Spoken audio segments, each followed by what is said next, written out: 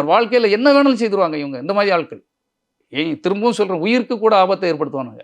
கவனமாக இருங்க சார். உங்கள் கூட இருக்க வேலை பார்க்குறவங்களே பொறாமையில் எங்களுக்கு பெட்டிஷன் அனுப்புனதே அவங்க தான் சார்.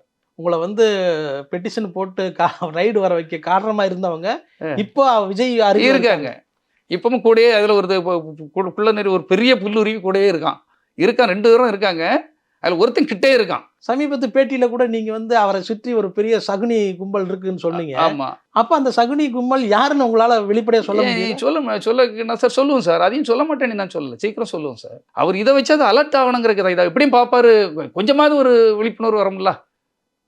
நம்ம வந்து ஒரு கூடயே கையவர்களே கூடயே தண்ணிக்குள்ளே நீந்திட்டு இருக்கோம், உள்ளுக்குள்ளே முதலைகளும் சுற்றிக்கிட்டு இருக்குங்கிறது அவருக்கு தெரியணும்ல. எப்போ வேணாலும் கவ்விடும் அப்படின்ட்டு அது தெரியணுங்கிறக்காக தான் சொன்னேன் சார். அவர் பாதுகாக்கணும்ல. ஏன் ஹீரோ சார், நான் லவ் பண்ண ஹீரோ. அவர் நல்ல வர்ணனை நேசித்த ஒரு முதன்மை ஆளு சார். அப்போ அவர் வந்து இப்படி பாதுகாப்பற்ற இடத்துக்குள்ளே இருக்காருங்கிறது அவருக்கு தெரியணுங்கிற காரணத்துக்காக தான் இதை சொன்னேன். இதை சொல்லாமல் எப்படி சார் நான் இருக்க முடியும் சொல்லுங்கள். நான் தனியாக போய் சொல்லிடலாம், ஒரு வாய்ப்பு வந்துடும், நீ பல முறை முயற்சி பண்ணுற முடியலையே. இப்போ அவங்க தந்தையார் கூட இருந்திருந்தா அவர்கிட்ட சொல்லியிருக்கேன். அவர் நானே எப்படி போய் சொல்கிறது, நானே பேச முடியல செய்ய முடியலன்னு சொல்லும்போது அப்படி ஒரு அடைப்புகள் அடைக்கக்கூடாது சார். திடீர்னு வந்த ஆட்கள் ஒரு திடீர் பழக்கம் உள்ளவங்க, உங்களுக்கு 3வது ஆட்கள்னா பரவாயில்ல. நாங்கள் உங்கள் கூட இருந்தவங்க.